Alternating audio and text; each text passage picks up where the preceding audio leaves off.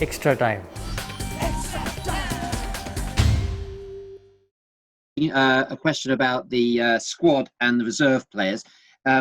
You've put Shannon Gable into the Test match squad.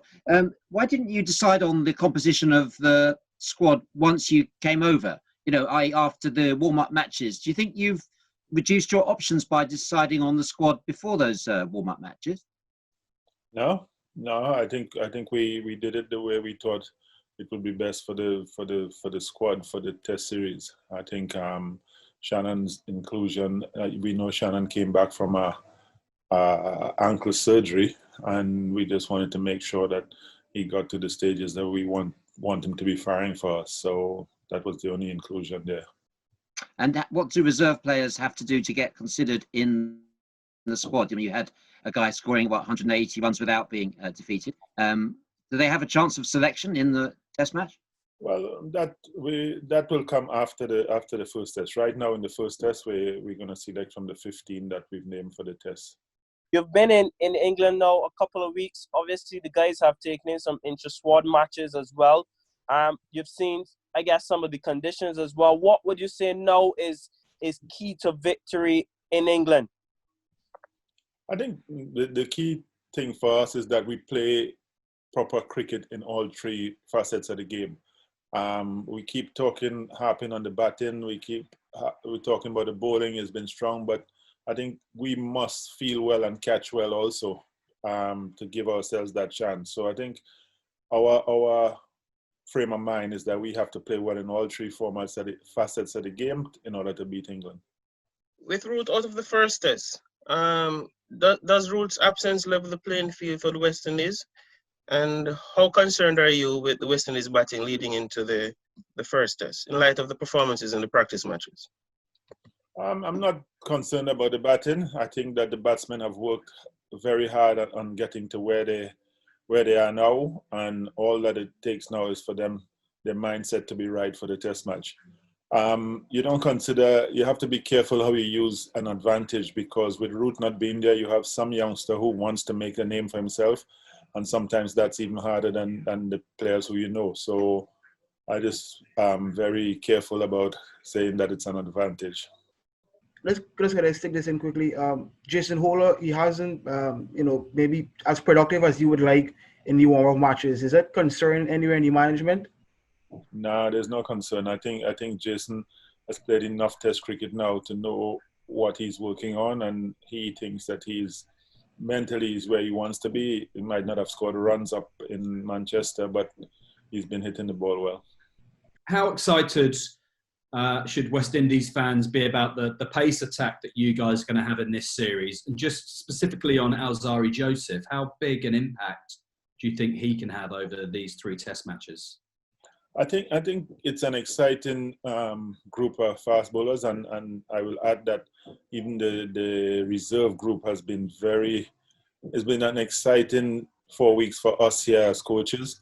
I think Alzarri has a lot to do with the outcome of this Test series, because we know that Kimara and Shannon and Jason are our top bowlers, but Alzarri has been bowling so well that I think that he will have a lot to do with the outcome of this series. You've spoken to us in the past on this tour about your excitement at seeing Ben Stokes and Jason compete as the sort of two leading all-rounders. Just from a captaincy point of view, do you think that gives either Jason or even the West Indies a little bit of an advantage, the fact that Ben hasn't done the job before at this level, in fact, hasn't done the job at any level for a rather long time? Is that something that you can exploit in any way? I don't know if we can exploit. I think Ben is one of them who leads from the front, and if that's to be shown by all his exploits before in cricket, then we will have to make sure that we get onto him very early, because he likes to do what is necessary for his team. I think that, as I said before, it's going to be a toss-up between these two all-rounders, and hopefully Jason can do what's necessary to get on top of Ben in this first test. Do you think that Jason has obviously matured into the captain he is now? That he got the job quite young, obviously, but it's taken a bit of time for him to learn what it is to be a successful Test captain, and of course, Ben hasn't had that time. Well, Ben has not that time, but also the thing is that they've had a successful team for a while, and that helps with the experience that he has behind him, in Jimmy and Broad and people like that. So there's a lot of experience to help him on the field if he comes a crop. But as I say, it's hard to really say, well, look, that's a big advantage.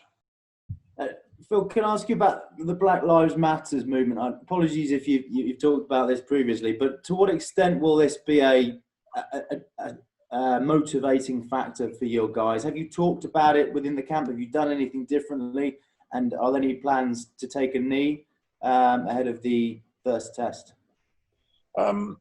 We've spoken about it a bit, and all the players, it means a hell of a lot to all the players and all the staff on the tour. I think it's something that it's not just about now, it's about life on the whole. And I think we as a group don't need to say, well, look, this is going to motivate us. It motivates us all the time. That's been a natural part of life. Whether we're going to take a knee or not, we make a decision tonight as to what we will do on the day, but we will definitely be doing something. We've already had the logo put on the color of our shirts, so that's a start. As in, what's the mood like? As in, has everyone got back the competitive instinct to play the hard ball, or is it still the feeling of jitteriness still overwhelms the competitive edge? I think everyone's in the right frame of mind. I think the pandemic has shook everyone in the world. But over the last 4 weeks when we spent in Manchester, I think we got the balance right as to how much we thought about it, as to how much we think about it, what we're here for. And I think we have that balance now. So guys are looking forward to Wednesday and the test match. There will be a lot of changes in cricket as part of, like there won't be a saliva on the ball, as well as you will be playing in front of empty stadium. So how does that impact the game, first of all? And the second of all, going back to the mental aspect of the game, how tough has it been mentally, to motivate the players as a coach? And how would you keep them engaged? Because, yesterday Kemar Roach was saying that he wouldn't go out of the hotel. So how would you keep them engaged? Answer the second part. So I think the engagement has been good. We've had team rooms where there's been activities, and I take this as a positive because it keeps the guys close. It helps people to bond because there's a lot of youngsters here. It helps Kemar and Shannon and Jason to have a chat with the young fast bowlers and things like that. So that part has been excellent for us. The first part of the question? Yeah, the first part is about the changes in the game. Yeah, I think there's changes in life. This has brought about a lot of changes in life, and I think just not being able to put saliva on the ball is a huge thing, because that's what we've grown up with. But we must find other ways. We must find other ways to do it. And the first couple of days in the tour, it was hard. Guys were still looking to do it, but now I think we've got over that, and we found ways of being able to shine the ball and use the ball. A question about Rakeem Cornwall. Obviously, he's a huge man, and a lot of people focus on that. Has his size ever been an issue for you? And perhaps you can tell us what sort of character he is. He's quiet. He's very quiet character, but he's a very serious man. His size has not been an issue. If you see Rakeem in slip and some of the catches that he takes in slip, there's no issue there. And I think he's capable of bowling an enormous amount of overs he's bowled through the years for Leeward Islands, West Indies A and West Indies team in our test match in India. So none of it has been a hindrance to him. He had a little knee injury, and that's been fixed, and now he's strong as ever.